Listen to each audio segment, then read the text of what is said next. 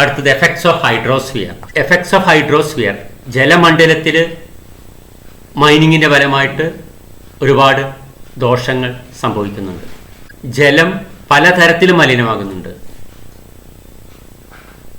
Mining and സ്കോറിങ്ങിൻ്റെ ഫലമായിട്ട് ജലമണ്ഡലത്തിന് ഉണ്ടാകുന്ന ദോഷങ്ങൾ എന്തൊക്കെയാണെന്ന് നോക്കാം.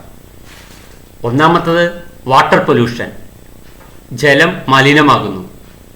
പലതരത്തിലുള്ള കെമിക്കൽസ് മൈൻ ചെയ്യുമ്പോൾ പലതരത്തിലുള്ള കെമിക്കൽസ് ഹൈഡ്രോസ്ഫിയറിലേക്ക് എത്തിച്ചേരുന്നു. ഇത് അണ്ടർഗ്രൗണ്ട് വാട്ടറിലേക്ക് എത്തുന്നു, നമ്മുടെ കുടിവെള്ളത്തിലേക്ക് എത്തുന്നു. അതുവഴി മനുഷ്യനും ജന്തുക്കൾക്കും ജീവജാലങ്ങൾക്കും നാശം സംഭവിക്കുന്നു. Chemicals like mercury, cyanide, sulphuric acid, arsenic, methyl mercury,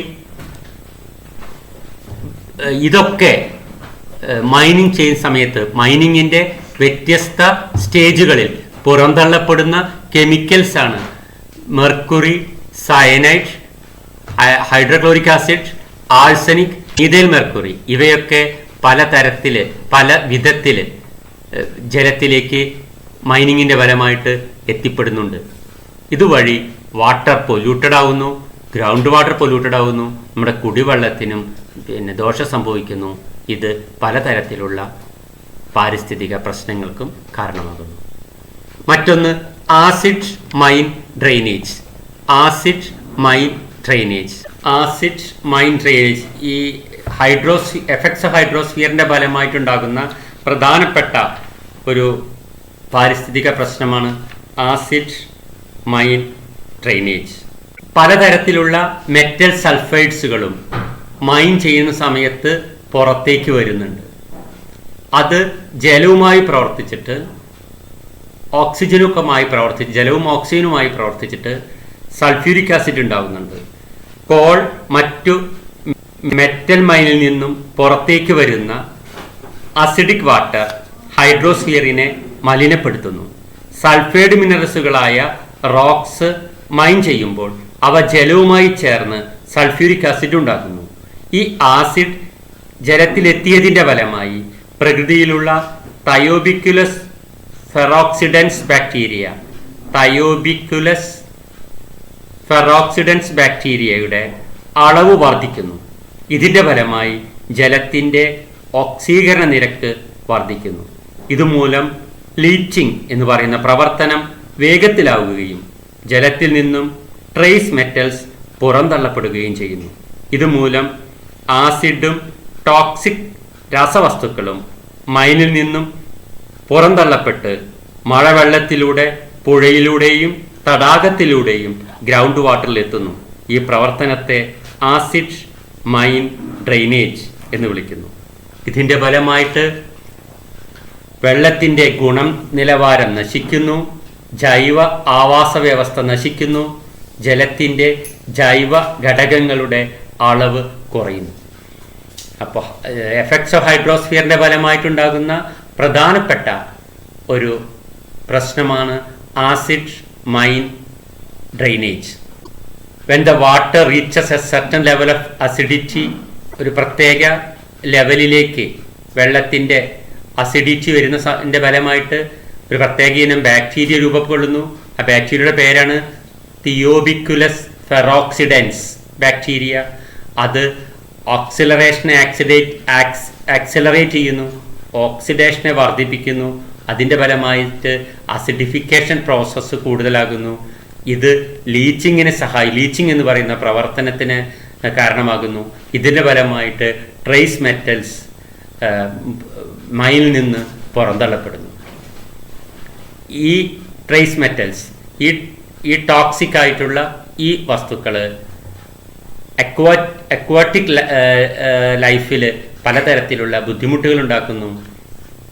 toxic chemicals ഹാംഫുള്ളാണ് ഫ്ലോറയ്ക്കും ഫോണയ്ക്കും. ഫ്ലോറ എന്ന് പറഞ്ഞാൽ സസ്യങ്ങൾ എന്ന് പറയാം, ഫോണ എന്ന് പറഞ്ഞാൽ ജന്തുക്കൾ. ജന്തു വിഭാഗങ്ങൾക്ക് കൂടുതൽ നാശനഷ്ടങ്ങൾ ഉണ്ടാക്കുന്നുണ്ട്. അപ്പോൾ ആസിഡ് മൈൻ ഡ്രെയിനേജ് ഏറ്റവും പ്രധാനപ്പെട്ടതാണ്.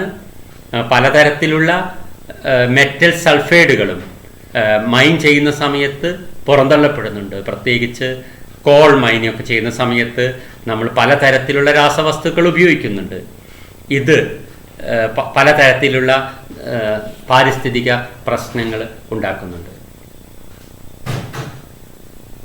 ഇത്തരം സൾഫൈഡ് മിനറൽസ് പുറന്തള്ളപ്പെടുന്ന അല്ലെങ്കിൽ നമ്മൾ ഉപയോഗിക്കുന്ന ഈ സൾഫൈഡ് മിനറൽസ് മൈൻ ചെയ്യുമ്പോൾ പുറത്തേക്ക് വരുന്ന ഈ സൾഫൈഡ് മിനറൽസ് ജലവുമായി ചേർന്നിട്ട് സൾഫ്യൂരിക് ആസിഡ് ഉണ്ടാകുന്നുണ്ട്.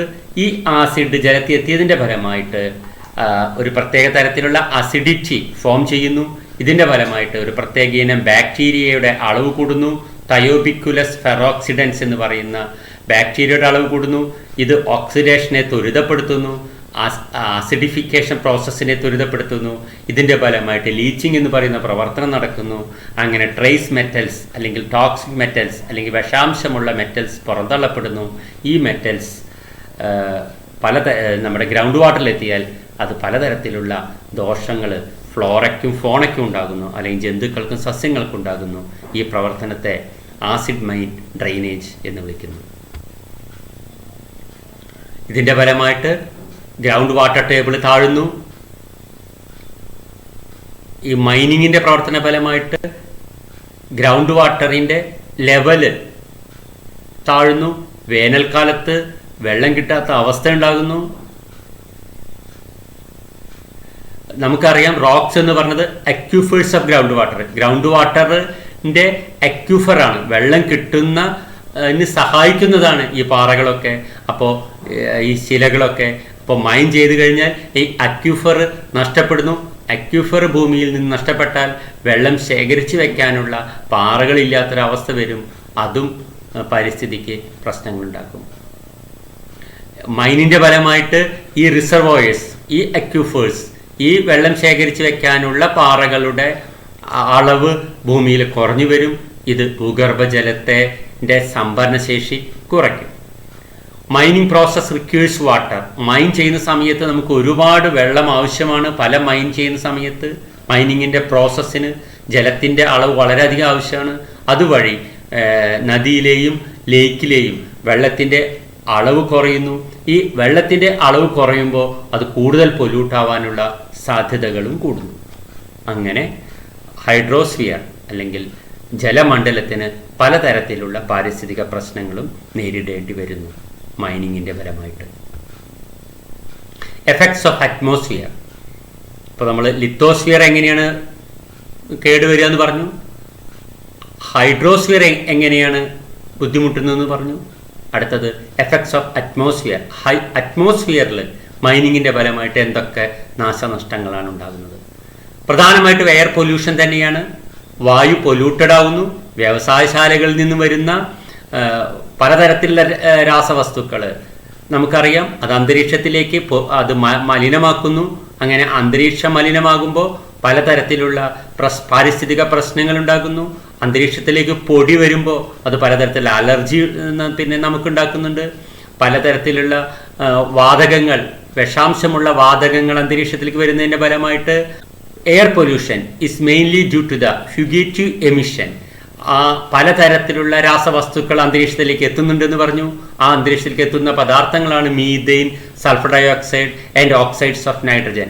മൈനിങ് ഓപ്പറേഷൻസിൻ്റെ ഫലമായിട്ട് drilling, blasting, collection, transportation, handling of force, screening, ഇതിൻ്റെയൊക്കെ ഫലമായിട്ട് പലതരത്തിലുള്ള ശബ്ദങ്ങൾ അന്തരീക്ഷത്തിലുണ്ടാകുന്നു. അങ്ങനെ ശബ്ദ മലിനീകരണം, major sources of such emissions, പലതരത്തിലുള്ള ശബ്ദ മലിനീകരണം അന്തരീക്ഷത്തിലുണ്ടാകുന്നുണ്ട്. ഈ ശബ്ദ മലിനീകരണം അന്തരീക്ഷത്തെ അല്ലെങ്കിൽ വായുമണ്ഡലത്തെ ദോഷകരമായിട്ട് ബാധിക്കുന്നുണ്ട്. വായു പൊല്യൂട്ട് ആകുന്നുണ്ട്, വായു മലിനമാകുന്നുണ്ട്. അതും അന്തരീക്ഷത്തിന് പലതരത്തിലുള്ള ദോഷങ്ങൾ ഉണ്ടാക്കുന്നുണ്ട്. Dust from quarry sites is a major source of air pollution. Dust quarrying ചെയ്യുന്ന സമയത്ത്, മൈൻ ചെയ്യുന്ന സമയത്ത്, ഖനനം ചെയ്യുന്ന സമയത്ത് പൊടി, വളരെയധികം പൊടി അന്തരീക്ഷത്തിലേക്ക് എത്തുന്നുണ്ട്. ഇത് പലതരത്തിലുള്ള പാരിസ്ഥിതിക പ്രശ്നങ്ങൾ ഉണ്ടാക്കുന്നു. നമുക്കറിയാം, ഡൽഹിയിൽ സ്ഥിരമായിട്ട് ഇപ്പോൾ നമ്മൾ വാർത്തയിൽ കേൾക്കുന്നതാണ് പലതരത്തിലുള്ള ഈ വായു മലിനീകരണത്തിൻ്റെ ഫലമായിട്ട് പലതരത്തിലുള്ള പാരിസ്ഥിതിക പ്രശ്നങ്ങൾ ഉണ്ടാകുന്നുണ്ട്. ഇപ്പോൾ ഡൽഹി ഗവൺമെൻറ് തന്നെ പറയുന്നുണ്ട്, തൊട്ടടുത്ത് കിടക്കുന്ന ഹരിയാന, പഞ്ചാബ്, UP പ്രദേശങ്ങളിലെ വ്യവസായശാലകളിൽ നിന്നും വരുന്ന മാലിന്യങ്ങളാണ്, അതല്ലെങ്കിൽ കാട്, ചില വേനൽക്കാലങ്ങളിൽ കാട് അവിടെയൊക്കെ കത്തുന്നുണ്ട്. ഇതിൻ്റെ ഫലമായിട്ടുണ്ടാകുന്ന ഫോസിൽ ഫ്യൂവൽ കത്തിയതിൻ്റെ ഫലമായിട്ടുണ്ടാകുന്ന പൊല്യൂഷനാണ് അവരുടെ കാലാവസ്ഥയ്ക്ക് പലതരത്തിലുള്ള മാറ്റങ്ങൾ ഉണ്ടാക്കുന്നുണ്ട്, പല അസുഖങ്ങളും ഇത് വരുത്തുന്നുണ്ട് എന്ന് ഇപ്പോൾ ഗവൺമെൻറ് തന്നെ പറയുന്നുണ്ട്. പോസിബിൾ ഹെൽത്ത് എഫക്ട്സ്, പലതരത്തിലുള്ള ഹെൽത്ത് പ്രോബ്ലംസ് ഉണ്ടാവും. റെസ്പിറേറ്ററി പ്രോബ്ലംസ്, ദഹന വ്യവസ്ഥയുമായി ബന്ധപ്പെട്ടിട്ട്, ശ്വസനവുമായി ബന്ധപ്പെട്ടിട്ട് ഒക്കെ നമുക്ക് പലതരത്തിലുള്ള പ്രശ്നങ്ങളും ഈ അറ്റ്മോസ്ഫിയറിൽ മലിനമാകുന്നത് കൊണ്ട് ഉണ്ടാകുന്നുണ്ട്. ഞാൻ നേരത്തെ പറഞ്ഞു നോയിസ് പൊല്യൂഷൻ. അതുപോലെ തന്നെ മറ്റൊന്നാണ് excavation of the stone mineral itself will involve considerable noise. എക്സ്കവേഷൻ്റെ ഫലമായിട്ട്, തുരങ്കമൊക്കെ ഉണ്ടാക്കുന്നതിൻ്റെ ഫലമായിട്ട് പലതരത്തിലുള്ള നോയ്സുകളും പുറത്തേക്ക് വരുന്നുണ്ട്. ബ്ലാസ്റ്റിംഗ് മെത്തേഡ്സിൻ്റെ ഫലമായിട്ട് പലതരത്തിലുള്ള ശബ്ദവും അന്തരീക്ഷത്തിലേക്ക് വരുന്നുണ്ട്. ഹെവി എർത്ത് മൂവിങ്ങിൻ്റെ പലതരത്തിലുള്ള മെഷീൻസ് ഉപയോഗിക്കുമ്പോൾ, വെഹിക്കിൾ എൻജിൻസ്, ഡ്രില്ലിംഗ് നടക്കുമ്പോൾ, and mine handling machines, power generation, ഇത്രയൊക്കെ പ്രവർത്തനങ്ങൾ നടക്കുമ്പോൾ അന്തരീക്ഷത്തിലേക്ക് ശബ്ദം വല്ലാതെ വരുന്നു. നമുക്കറിയാം, ഒരു പ്രത്യേക ശബ്ദം മാത്രമേ നമുക്ക് കേൾക്കാൻ പറ്റുന്നുള്ളൂ. അതിലപ്പുറത്തേക്കുള്ള ശബ്ദം വരുമ്പോൾ അത് നമ്മുടെ ചെവിക്കും കേടാണ്. മറ്റു പാരിസ്ഥിതിക പ്രശ്നങ്ങളും നമുക്ക് മാനസിക ശാരീരികമായ പ്രശ്നങ്ങൾ ഉണ്ടാക്കുന്നുണ്ട്. എഫക്ട്സ് ഓഫ് ബയോസ്ഫിയറിനും നമുക്കറിയാം, ലിത്തോസ്ഫിയറിനും ഹൈഡ്രോസ്ഫിയറിനും അറ്റ്മോസ്ഫിയറിനും നാശനഷ്ടങ്ങൾ ഉണ്ടാകുമ്പോൾ, മൈനിങ്ങിൻ്റെ ഫലമായിട്ട് ദോഷങ്ങൾ ഉണ്ടാകുമ്പോൾ സ്വാഭാവികമായിട്ടും ഇത് മൂന്നും കൂടി ചേരുമ്പോഴാണ് ബയോസ്ഫിയർ ഉണ്ടാകുന്നത്. അതുകൊണ്ട് ബയോസ്ഫിയറിനും പലതരത്തിലുള്ള ദോഷങ്ങളും ഉണ്ടാകുന്നുണ്ട്. ഡിസ്ട്രക്ഷൻ ഓഫ് ഹാബിറ്റേറ്റ്സ്, ചില ആവാസ വ്യവസ്ഥ തന്നെ നശിക്കുന്നു കോറിയിങ്ങിൻ്റെ ഒക്കെ ഫലമായിട്ട്. Quarrying carries the potential of destroying habitats and the species the support. ചില സ്പീഷീസ് തന്നെ, ചില ജീവജാലങ്ങൾ തന്നെ ഇല്ലാണ്ടായി പോകുന്നുണ്ട് ഈ മൈനിങ്ങിൻ്റെ ഒക്കെ ഫലമായിട്ട്. നോയ്സ് പൊല്യൂഷൻ്റെ ഫലമായിട്ട് വൈൽഡ് ലൈഫ് ഹാബിറ്റേറ്റ്സിന് നാശം സംഭവിക്കുന്നുണ്ട്. അപ്പോൾ കാട്ടിലൊക്കെ എന്തെങ്കിലും ഈ രീതിയിലുള്ള വല്ല കൺസ്ട്രക്ഷൻ വർക്കുകൾ നടക്കുകയാണെങ്കിൽ അവിടെയുള്ള ജീവജാലങ്ങളും അതുപോലെ തന്നെ അവിടെയുള്ള പക്ഷി മൃഗാദികൾക്കും ഒരുപാട് ദോഷങ്ങൾ സംഭവിക്കുന്നുണ്ട്. അവയൊക്കെ അവിടുന്ന് എസ്കേപ്പ് ചെയ്ത് പോകും. ചില സ്പീഷീസ്, ചില ജന്തു വിഭാഗങ്ങൾ തന്നെ ഭൂമുഖത്തു നിന്ന് തന്നെ നശിക്കുന്ന ഒരവസ്ഥ ഉണ്ടാകുന്നുണ്ട്. ഇതൊക്കെ മൈനിങ് ആൻഡ് കോറിയിങ്ങിൻ്റെ ഫലമായിട്ട് ഉണ്ടാകുന്നതാണ്. അപ്പോൾ മൈനിങ് ആൻഡ് കോറിയിങ് ലിത്തോസ്ഫിയറിനെ ബാധിക്കുന്നുണ്ട്, ഹൈഡ്രോസ്ഫിയറിനെ ബാധിക്കുന്നുണ്ട്, അറ്റ്മോസ്ഫിയറിനെ ബാധിക്കുന്നുണ്ട്, ബയോസ്ഫിയറിനെ ബാധിക്കുന്നുണ്ട്. അടുത്ത പ്രധാനപ്പെട്ട ഒരു പോയിൻ്റാണ് എൻവോൺമെൻ്റൽ ഇമ്പാക്ട്സ് അല്ലെങ്കിൽ എൻവോൺമെൻ്റൽ പ്രോബ്ലംസ് ഓഫ് സാൻഡ് മൈനിങ് കൊണ്ട് എന്തൊക്കെ പ്രശ്നങ്ങളാണ് ഉണ്ടാകുന്നതെന്ന് നമുക്കറിയാം. മണലെടുപ്പ് കൊണ്ട് എന്തൊക്കെ ദോഷങ്ങളാണ് ഉണ്ടാകുന്നതെന്ന് നമ്മുടെ കേരളത്തിൽ വളരെ വ്യക്തമാണ്. കേരളത്തിൽ 44 നദികളുണ്ട്. ഈ 44 നദികളുണ്ടായിട്ടും വേനൽക്കാലത്ത് കുടിക്കാൻ നമുക്ക് വെള്ളമില്ലാത്ത അവസ്ഥയാണ്. ഈ കുടിവെള്ളം ഇല്ലാത്ത അവസ്ഥ വരാൻ കാരണം കേരളത്തിലെ 44 നദികളിൽ നിന്നും നമ്മൾ നന്നായിട്ട് അനധികൃതമായിട്ട് ആവശ്യത്തിലേറെ മണൽ നീക്കം ചെയ്യപ്പെടുന്നുണ്ട് മനുഷ്യൻ്റെ അത്യാർത്തി മൂലം. ഇതുമൂലം പല പാരിസ്ഥിതിക പ്രശ്നങ്ങളും ഉണ്ടാകുന്നുണ്ട്. River sand mining lowers the stream bottom, erosion of river beds. റിവറിലുള്ള സാൻഡ് മൈനിങ് മൂലം സ്ട്രീം ബോട്ടം, നദിയുടെ ആഴം കൂടുന്നു. അതിൻ്റെ ഫലമായിട്ട് നദി കൂടുതൽ ഇറോഷന് വിധേയമാകുന്നു. Threat to bridges, river banks and nearby structures. നദിയോട് ചേർന്ന് കിടക്കുന്ന സ്ട്രക്ചേഴ്സിന് നാശം സംഭവിക്കുന്നു. അതുപോലെ തന്നെ തീരപ്രദേശത്തുള്ള ബ്രിഡ്ജസിന് നാശം സംഭവിക്കുന്നു, പാലത്തിന് നാശം സംഭവിക്കുന്നു. Deepening of rivers and estuaries. എസ്റ്റോറിക്കും അഴിമുഖത്തിനും റിവേഴ്സിനും നദികളും കൂടുതൽ ആഴമുള്ളതായിത്തീരുന്നു. ഇതിൻ്റെ ഫലമായിട്ട് റിവർ മൗത്തിലും കോസ്റ്റൽ ഇൻലെറ്റിലും പലതരത്തിലുള്ള പാരിസ്ഥിതിക പ്രശ്നങ്ങൾ ഉണ്ടാകുന്നു. ചില പ്രത്യേക ജീവജാലങ്ങൾ തന്നെ അവിടുന്ന് രക്ഷപ്പെട്ടു പോകേണ്ട അവസ്ഥയുണ്ടാകുന്നു. Lowering of ground water table, ground വാട്ടറിൻ്റെ ലെവല് താഴത്തേക്ക് വരുന്നു. ഷോർട്ടേജ് ഓഫ് ഡ്രിങ്കിങ് വാട്ടർ, ഇതിൻ്റെ ഫലമായിട്ടോ വർഷക്കാലത്ത് പോലും കുടിക്കാൻ വെള്ളമില്ലാത്ത അവസ്ഥ വരുന്നു. മഴ പെയ്യുമ്പോൾ ഇറോഷൻ്റെ ഫലമായിട്ട് കൂടുതലായിട്ട് ജലം ഒഴുകി കടലിൽ എത്തിച്ചേരുന്നു. ഇതിൻ്റെ ഫലമായിട്ട് വെള്ളം ഭൂമിയുടെ അടിയിലേക്ക് ഇൻഫിൽറ്റർ ചെയ്യാത്ത ഒരവസ്ഥയുണ്ടാകുന്നു. മണലെടുപ്പിൻ്റെ ഫലമായിട്ട് ഇൻഫിൽട്രേഷൻ കുറയുന്നു. ഇതുമൂലം വെള്ളപ്പൊക്കം ഉണ്ടാകാനുള്ള സാധ്യതകളുണ്ടാകുന്നു. കോസ്റ്റൽ ഇറോഷൻ ഉണ്ടാകാനുള്ള സാധ്യതകളുണ്ടാകുന്നു. അക്വാറ്റിക് ആൻഡ് റിപ്പയറിംഗ് റിവർ ബാങ്കിൽ ഹാബിറ്റേറ്റ്സിന് മാറ്റം സംഭവിക്കുന്നു. അക്വാറ്റിക്കിനും പലതരത്തിലുള്ള നാശം സംഭവിക്കുന്നു. Causes to saline water intrusion, പ്രധാനപ്പെട്ട മറ്റൊരു പാരിസ്ഥിതിക പ്രശ്നമാണ് സാൻഡ് മൈനിങ് കൊണ്ടുള്ള മറ്റൊരു പാരിസ്ഥിതിക പ്രശ്നമാണ് സലൈൻ വാട്ടർ ഇൻട്രൂഷൻ. കടൽ ജലം അക്യൂഫറിലേക്ക് കടന്നു വരിക.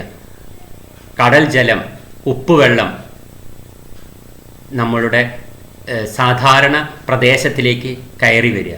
അങ്ങനെ കയറി വരുമ്പോൾ നമ്മുടെ ഗ്രൗണ്ട് വാട്ടറിൽ ജലം, ഉപ്പുവെള്ളം കൂടി കലരുന്നു. അതിൻ്റെ ഫലമായിട്ട് അത് കുടിക്കാൻ ഉപയോഗമല്ലാതെ ആയിത്തീരുന്നു.